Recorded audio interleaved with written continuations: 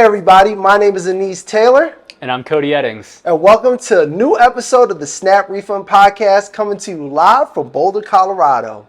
Yes, sir. So it's been an amazing 6 weeks since the last time we met you guys, and we're taking our second episode right here in Boulder because we just felt like the energy was right. There's a lot of things that's been happening, so Cody, I'm going to let you go ahead and kick it off and let the people know what we've been up to. Yeah, the Techstars Boulder program has been well underway. We've had a lot of exciting customer research we've done. Last time we talked a lot about customer research. That's been huge. It's helped us catapult our understanding of the market even further.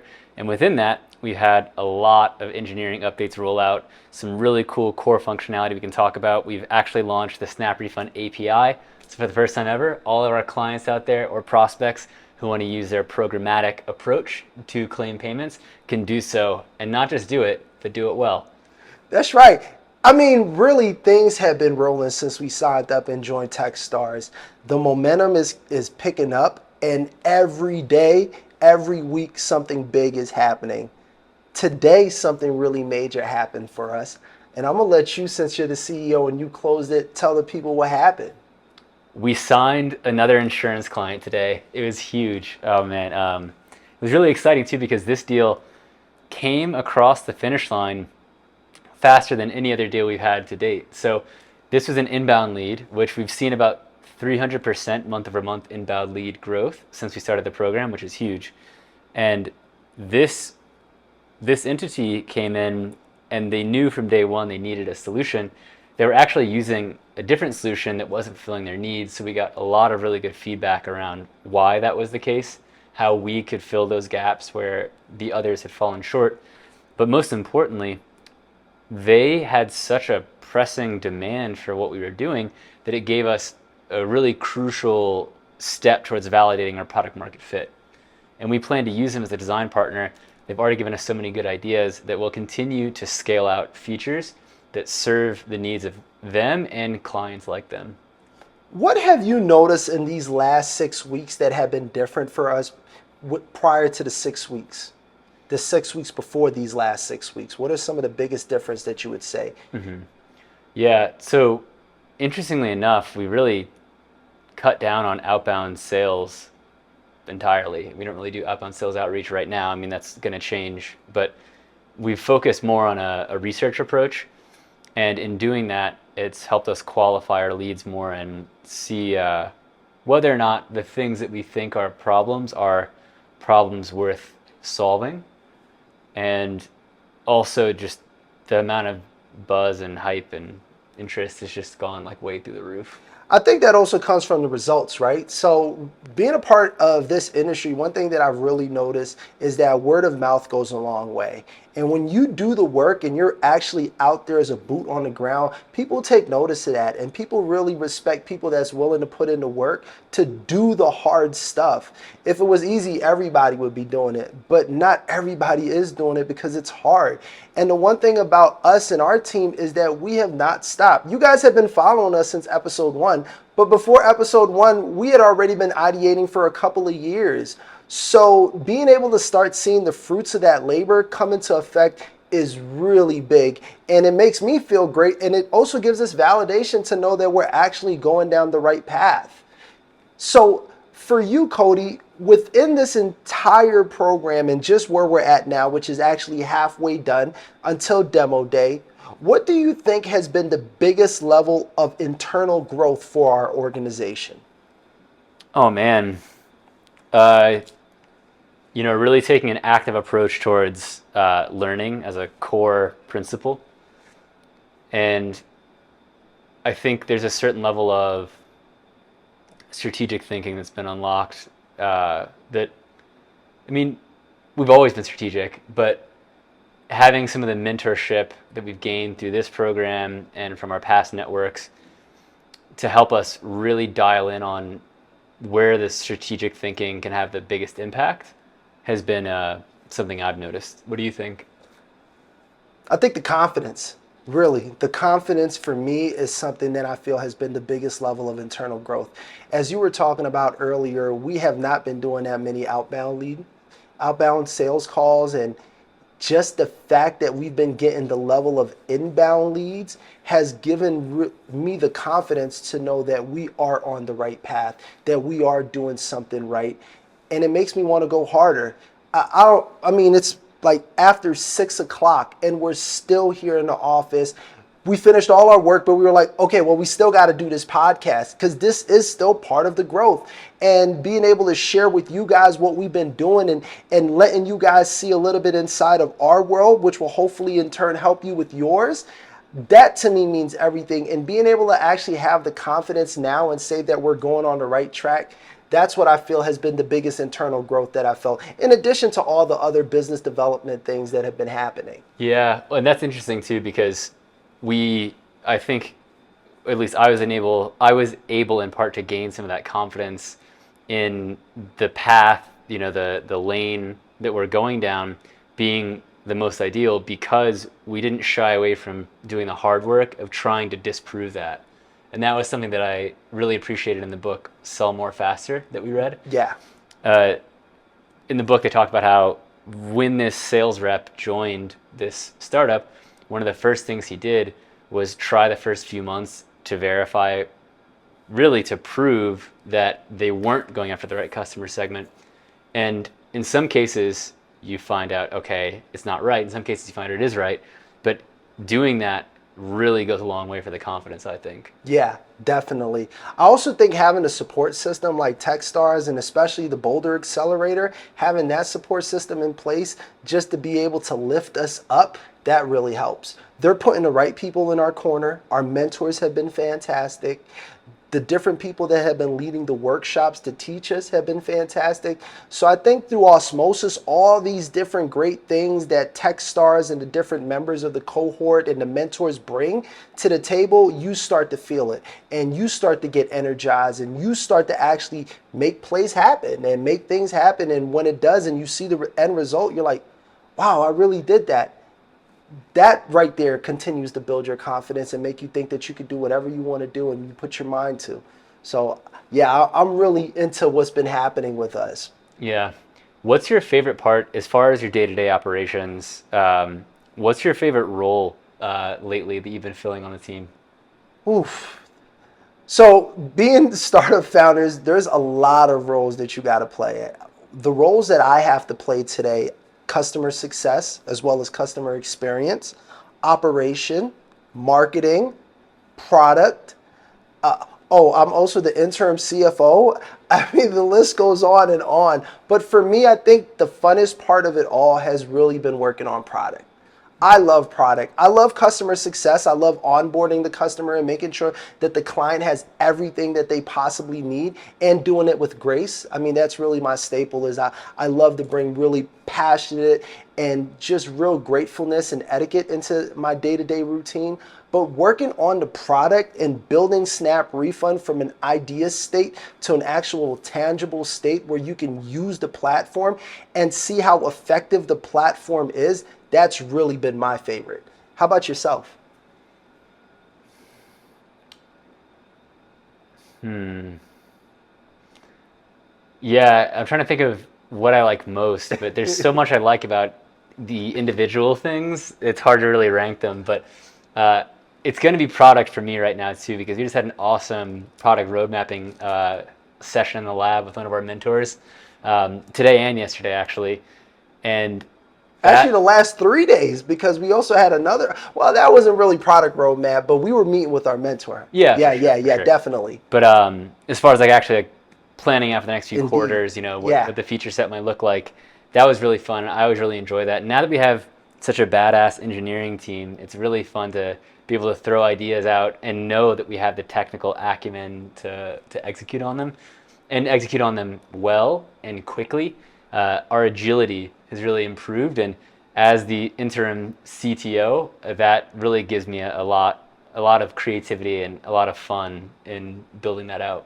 I would 100% agree with you. We're both product guys, really. We're third-time founders. We've been in the tech space before. We've built software companies. You've built a hardware company.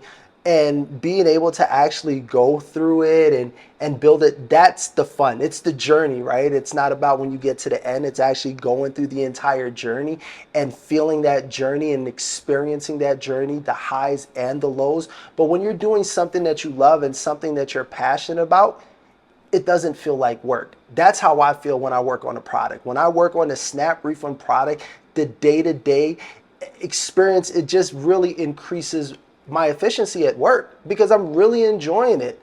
So to me, that stands out. But honestly, building the business from the ground up has been so much fun.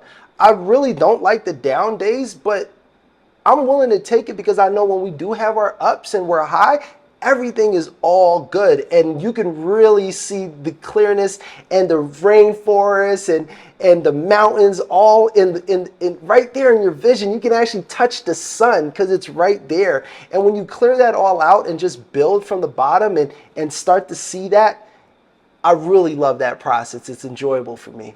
Yeah, definitely. And I think part of it as well that helps is as you start to get to a point where you're executing on the right things, you're getting closer to product market fit, the wins start to come a little more frequently. And of course, it's not to say that, you can ever really predict how long that lasts, but it makes it feel really, really empowering when you're really trying hard at something and you start to find that approach where you can really take like the bias out of it and instead just say like, okay, what really is working about this? What isn't? What are the people saying? Then you start to feel like, okay, now I'm not just busy, I'm busy with a purpose. I'm really like doing something. And that is super motivating for me. There's startup founders out there, there's entrepreneurs out there that they were going through the same experience that we've been going through for the last couple of years.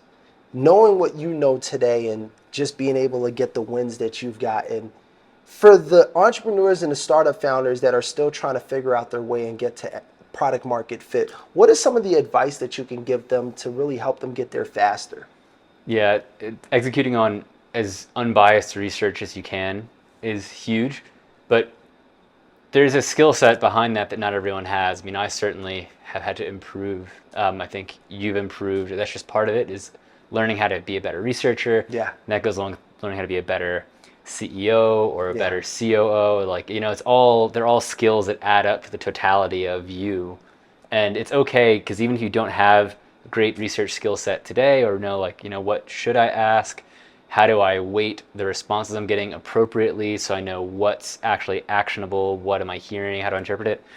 The maybe even bigger thing is finding the right mentorship, because if you don't know those things, don't have those skills, someone does.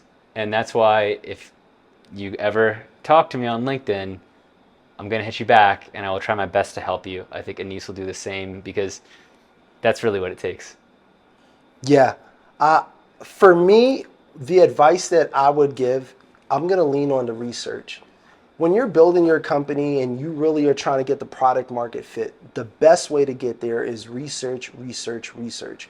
One of the things that I have been doing the most since I've started in this program has been research. Every week, I'm talking to at least 3 to 4 individuals or organizations that are in the insurance space, that are in payments and claims, and just deep diving into what are some of the pain that they're experiencing, what are some of the solutions that they see out there that they've used, and what are some of the things that are not working. But all of that is coming from research. So if you're really trying to get to the bottom of things and trying to sell to the right customer, you got to do your research. And I think that's the one thing a lot of startup founders don't do. You could be really intelligent. You could have a PhD and have multiple patents. But when it comes to actually sitting down and trying to sell to a customer and learning what is it that the customer has problem with, a lot of us sometimes we have issues of even just communicating that because we're introverted, right? So how do you get yourself out of that uncomfortable space of being an introvert and being an extrovert and going out there and research and doing the hard work to get into the bottom of that customer discovery, which will ultimately lead you to that best product market fit? Yeah. There was a really interesting workshop actually we just had, just segueing a little bit around fundraising, because that's the next leg of the journey for SnapRefund, right? And there's some really interesting game I think we picked up from that. That was super useful. not even just in fundraising, but in communication, right? Tying into what you're saying, doesn't apply as much to research necessarily. It's a little more persuasive than that. You don't want to persuade with research, but the strategy is like basically this, right? You ask someone for a commitment to something. You just wait to see their response. You listen. You hear if they say no, what the reasons are for saying no. And then you reflectively sort of state them back to the person, like, okay, so I understand you're saying no because X, Y, and Z. And then following up to say, if we can solve X, Y, and Z and get your commitment here today, I know we can accomplish this thing. And of course, if we didn't actually solve X, Y, and Z for you, I would never hold you to your commitment. That was a pretty powerful technique, I thought, and I'm excited to get better at that. I'm excited to actually see you apply that technique, because it was crazy how we actually had that workshop, and I would say less than 16 hours later, you were actually utilizing it and putting investors on the spot and ask, hey, can I get your commitment? And so being able to unpack that and get that type of advice from the founders, I mean, that was really powerful. To me, just being able to get insight from a VC or an angel to know what they're thinking when they actually meet with startup founders was a huge bonus, because now as I'm talking to VCs and I'm talking to angel investors and I'm seeing their reply to certain answers, it's so interesting because I'm like, oh, wow, this is exactly what they said they would do. And when I'm seeing them do it, I know exactly what you're doing. I know what the free option is. You want to take the free option. I get it. But I never understood why won't the investor just say no? Just tell me no.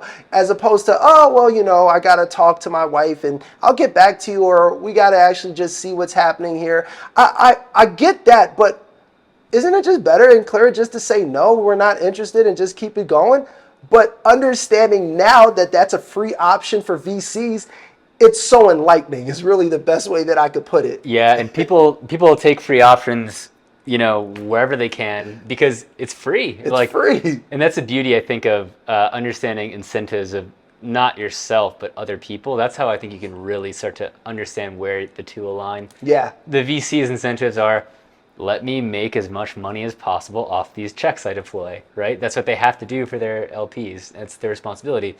So you can't be mad at them for that. You have to realize that if they think they can wait 6 months and see if you live or die, or you hit the numbers you think you can, and then re-engage if it's already been de-risked, why wouldn't they do that?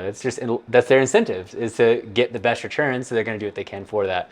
So leveraging the momentum and the ways to get around that, I think that's really powerful, and it goes beyond fundraising. I think it can help us be better communicators in general, just with whatever comes up in life. Yeah, I definitely agree with that. But I think too, for you founders out there and entrepreneurs out there, it's really important for you to start doing your own research as well when it comes to fundraising, and start getting more knowledge, and really doing that by reading books. So one of the books that I can recommend to you is a book called Venture Deals by Brad Feld. And this book is excellent when it comes to actually knowing and seeing inside what a venture capitalist does, and how they negotiate and come up with terms and agreements and contracts, and what are those stipulations that you're actually looking at and going through when a VC hands you a term sheet. Knowing that is really important. So if I could give you any advice, pick up a book called Venture Deals, because I'm telling you, you're going to gain a lot of knowledge when it comes to the fundraising. Yeah, it's a great book. We're sitting actually right now across from the office of one of the authors. So absolutely, it comes full circle. In that book, one thing they drill into is, one of the things is it's the deals can get really muddied with a lot of stuff that doesn't matter. It just comes down to economics and control are the two most powerful or relevant parts of a deal. And a lot of people end up arguing about things that don't really change any outcomes long term. But Anis, I know we're probably getting close to time, right? Yeah. So what should we talk about at the end here? Okay, well, I think the best way to end this is, look, this is our second episode in Boulder. We love Boulder. We're starting to fall in love with Colorado. We love the community. The people in this space have been so supportive and so encouraging. So we really want to thank you. It's a beautiful community. Thank you so much. Indeed. And we're here. We're really gonna build this community up. So we're excited about that. last word of advice that you could give for the founders with everything that we've been going that you would like to leave them with, because that's what we do. We always leave our startup founders and our audience with a piece of advice that they can go home with. Yeah, I'll give them two. Okay. Number one, keep checking out the SnapRefund podcast. I love that. That's great advice. Yeah. Number two, if you feel at all like you have any questions or lack of skills around market research, customer interviews, just try to find a mentor who does. Or again, like, look, I'm on LinkedIn, Cody Eddings. Find me, reach out, reference the SnapRefund podcast, and I'll know to check your message. And I'd be happy to share what I know or connect you to whoever I can. What do you got for me, Anis? Advice I'm going to leave you, as we spoke about earlier: research, research, research. That's what I've been doing. That's what we've been doing. That's what's really gotten us to the level that we're at now with identifying our product market fit. And get yourself out there, really get to the bottom of who is the customer that you're trying to sell to, what is the product that you're trying to build. Do the research that you can to really maximize the opportunity that you have with what it is that you're building. You're not going to be able to do that under a rock. So get out there and talk to people and really learn what their pain points are and what are those problems, and figure out, can your product actually solve it? Can your service be a solution? That is the best advice that I can give you now. In addition to that, continue to read up on different things that are going to make you better at what you do. Two of the books that I can recommend to you, one is Sell More Faster, and then the second one is Venture Deals. So make sure you check out those two books, because I think they'll be really helpful for you. Yeah, and also Challenger Sale. The Challenger Sale is a great book to bring it full circle once you're past the research phase and it's time to actually close some deals with what you know. Super, super good book for that. Really enjoyed it. Yes, and here we are at the end of another episode. We thank you guys so much for rolling with us and being with us on this journey. I can't believe we've made it to 12 episodes. We're really growing. So thank you guys. We really love you guys and we appreciate it. If you want to hear anything, if you want to leave us a comment, make sure you drop it in the comment section below and we'll make sure we respond to that. And smash that subscribe button. We'll see you all soon. That's right. My name is Anis Taylor. I'm the COO and co-founder of SnapRefund. My name is Cody Eddings. I'm CEO and co-founder of SnapRefund. Thank you so much for listening to us on the SnapRefund podcast, and we'll catch you guys next time. Peace.